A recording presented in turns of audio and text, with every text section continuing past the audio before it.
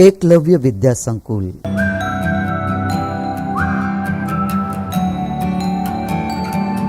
कक्षा 8 विषय हिंदी विषयांग उठो धरा के अमर सपूतों भाग 2। इस कविता के कवि का नाम है द्वारिका प्रसाद माहेश्वरी और इसका साहित्य प्रकार है समूह गीत।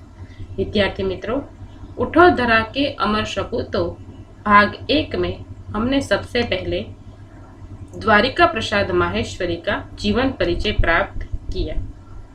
उसके बाद हमने इस कविता की कुछ पंक्तियों का अभ्यास किया था।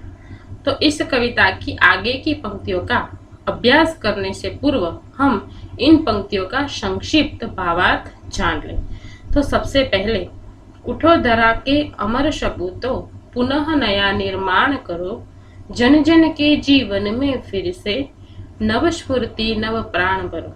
यानी कि कवि कहना चाहते हैं कि हे भारत माता के अमर सुपुत्र, उठो, क्योंकि गुलामी की रात बीत गई है और आजादी का नया सवेरा हो चुका है। तो तुम उठकर पुनः देश का नया निर्माण करो। जन जन के जीवन में, यानी कि गुलामी के कारण देशवासियों के जीवन में जो निराशा थी, उस निराशा को तुम्हें दूर करना है और उसके अंदर नई स्फूर्ति भरनी है, नए प्राण भरने हैं। इसके आगे की पंक्ति, नई प्रातः है, नई बात है, नई किरण है, ज्योति नई, नई उमंगे है, नई तरंगे, नई आस है, सांस नई। यानी कि कवि कहते हैं कि आज आजादी की नई सुबह खिल उठी है। आज लोगों के मुख पर स्वतंत्रता की बातें हो रही है, लोगों के मन में नई किरण जागृत हुई है और चारों ओर नई ज्योति यानी कि स्वतंत्रता रूपी प्रकाश फैला हुआ है। नई उमंगे, नई तरंगे, सबके मन में नई उमंगे और नई तरंगे फैल रही है। नई आस है, सांस नहीं, आस यानी कि आशाएं, सबके मन में नई आशाएं जागृत हुई है और सांस नहीं, यानी कि आज सभी लोग स्वतंत्रता रूपी सांस ले रहे हैं। आज सब आजाद है।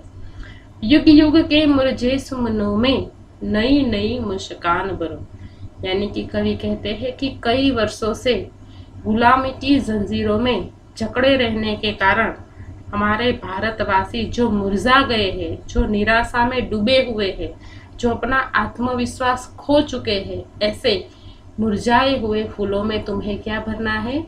नई मुस्कान भरनी है।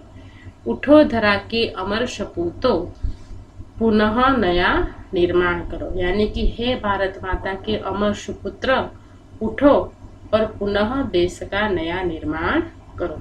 तो विद्यार्थी मित्रों, हमने यहाँ तक की पंक्तियों का अभ्यास किया था। तो इसकी आगे की पंक्तियां, डाल डाल पर बैठ विहग कुछ नए स्वर में गाते हैं, गुनगुन गुनगुन करते भौरे मस्त उधर मंडराते हैं। यानी कि कवि क्या कहना चाहते हैं कि आज हमारा देश आजाद हो चुका है और आजादी की इस सुबह में प्रकृति भी बहुत आनंदित है। यानी कि आजादी की खुशी प्रकृति में भी दिखाई दे रही है। पेड़ों की डाल पर बैठे हुए विहग, विहग यानी कि पक्षी भी कुछ नए स्वर में नवीन गीत गा रहे हैं, स्वतंत्रता के गीत गा रहे हैं, खुशी के गीत गा रहे हैं। गुनगुन गुनगुन करते भौरे, यानी कि जो भौरे हैं वो उद्यान में, बागों में इधर से उधर, इस फूल से दूसरे फूल पर गुनगुन गुनगुन करते मंडरा रहे हैं, मस्ती में मंडरा रहे हैं। नवयुग की नूतन वीणा में नया राग नव गान भरो। यानी कि हे अमर सुपुत्र, नवयुग, नवयुग यानी कि नया युग, नया युग अर्थात स्वतंत्रता रूपी युग, उसकी नूतन वीणा में, उसकी नई वीणा में तुम्हें नया राग यानी कि नया सुर और नया गान यानी कि नया गीत भरना है। मतलब कि तुम्हें हमारे भारत देश की नई नूतन वीणा में नया राग, नया स्वर और नया गीत भरना है। उठो धरा के अमर सपूतों पुनः नया निर्माण करो। यानी कि हे भारत माता के अमर सुपुत्र, उठो और पुनः देश का नया निर्माण करो। कली कली खिल रही इधर वह फूल फूल मुस्काया है, धरती माँ की आज हो रही नई सुनहरी काया है। यानी कि कवि कहते हैं कि इधर उद्यान में, बगीचे में चारों ओर नई कलियां खिल रही है, चारों ओर नई कलियां दिखाई दे रही है और फूल भी मुस्कुरा रहे हैं। मतलब कि ये जो हरियाली है, ये जो प्रकृति है, उसमें भी किसका प्रकाश फैला हुआ है? स्वतंत्रता का प्रकाश फैला हुआ है। मतलब कि स्वतंत्रता रूपी प्रकाश इन सभी कलियों में और हरियाली में भी दिखाई दे रहा है। धरती माँ की आज हो रही नई सुनहरी काया है। मतलब कि कवि कहते हैं कि ऐसा लग रहा है कि मानो धरती माँ सज धज कर एक नए रूप में हमारे सामने आ खड़ी है। धरती माँ की काया आज सुनहरी दिखाई दे रही है। मतलब कि कवि कहते हैं कि ये जो स्वतंत्रता की खुशी है वो केवल भारत देशवासियों में ही नहीं, बल्कि हर एक कलियों में, पक्षियों में, फूलों में और धरती माँ की हरियाली में भी ये स्वतंत्रता की खुशी दिखाई दे रही है। नूतन मंगलमय ध्वनियों से गुंजित जग उद्यान करो।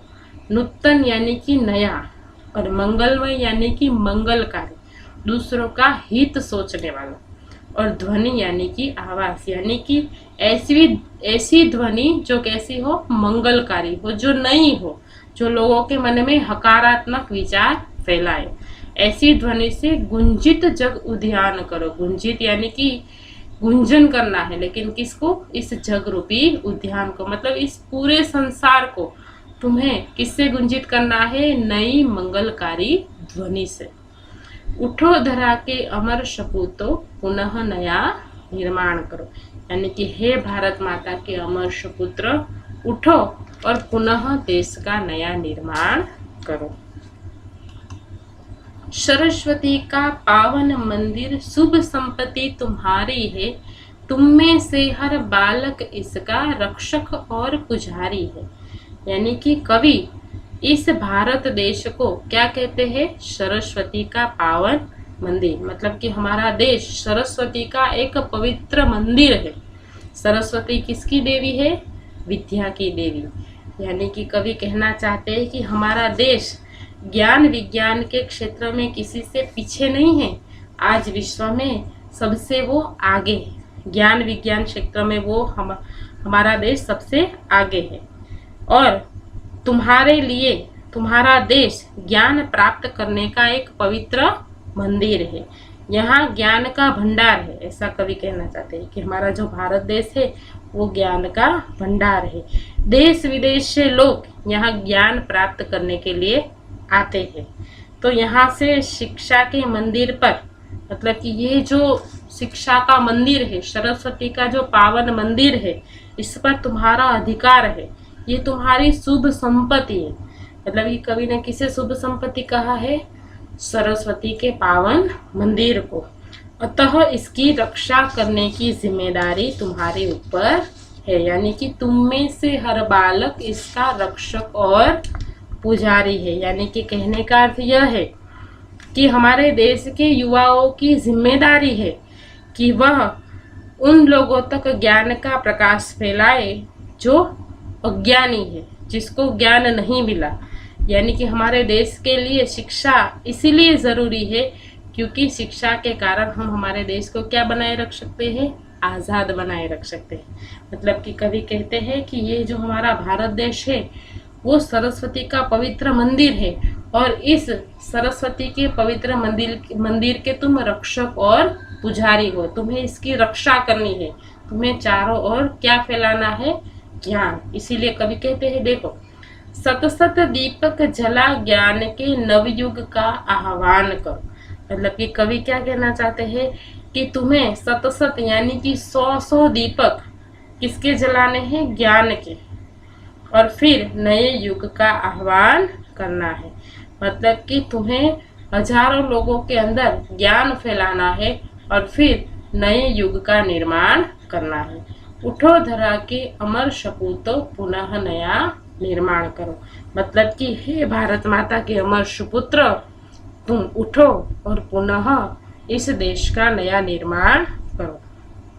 मतलब कि कवि इस धरा के अमर सपूतों से क्या चाहते हैं? वो कहते हैं कि वो क्या करे? देश का नया निर्माण करे, लोगों के जीवन में नया उत्साह और प्राण भरे, युग युग के मुरझाए हुए फूलों में क्या भरे? नई मुस्कान भरे, और अपनी मंगलमय वाणी से इस जगत रूपी उद्यान को क्या कर दे? गुंजित कर दे। धरा के अमर सपुत्र तरह तरह से ज्ञान प्राप्त करके सौ सौ ज्ञान के दीपक जलाकर इस देश के भविष्य को उज्जवल बनाए, ऐसी ही आशा कवि रखते हैं। तो इस कविता का भावार्थ संपूर्ण हुआ। इसके बाद हम प्रश्नोत्तरी करेंगे। तो प्रश्नोत्तरी, पहला प्रश्न, धरा के सपूत नए राग और गान कहाँ भरेंगे? तो इसका उत्तर है कि धरा के सपूत नया राग और गान नवयुग की नूतन वीणा में भरेगी। धरती माँ की काया आज कैसी लग रही है? तो धरती माँ की काया आज सुनहरी लग रही है। उसके बाद का प्रश्न, कवि ने धरती के सपूतों का किस लिए आह्वान किया है? तो कवि ने धरती के सपूतों का आह्वान इसलिए किया है ताकि वो देश का नया निर्माण करे। डालों पर बैठे पंछी क्या कर रहे हैं? तो डालों पर बैठे पंछी नए स्वर में कुछ नए गीत गा रहे हैं। नूतन मंगलमय ध्वनियों से किसे गुंजित करना है? तो नूतन मंगलमय ध्वनियों से इस जगत रूपी उद्यान को गुंजित करना है। कवि ने किसे शुभ संपत्ति कहा है? तो कवि ने सरस्वती के पावन मंदिर को शुभ संपत्ति कहा है। नवयुग का आह्वान कैसे किया जाएगा? तो नवयुग का आह्वान ज्ञान के सैकड़ों दीपक जलाकर किया जाएगा। अमर सपूत किसका नया निर्माण करेंगे? तो अमर सपूत देश का नया निर्माण करेंगे। हम किसके रक्षक और पुजारी हैं? तो हम सरस्वती के पावन मंदिर के रक्षक और पुजारी हैं। अंतिम प्रश्न, कवि धरा के अमर सपूतों से क्या चाहते हैं? तो कवि धरा के अमर सपूतों से चाहते हैं कि वह देश का नया निर्माण करे और भारत देशवासियों के जीवन में नया उत्साह और नए प्राण भरे।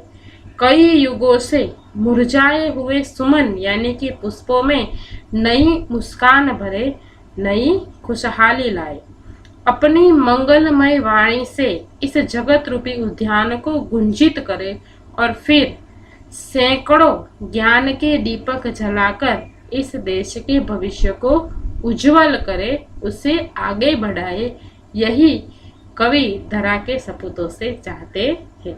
तो विद्यार्थी मित्रों, आपको इन सभी प्रश्नों के उत्तर अपनी कॉपी में लिखने हैं और आज हम इस कविता को पूर्ण करते हैं और इसके आगे का पाठ हम आगे के वीडियो में देखेंगे। धन्यवाद।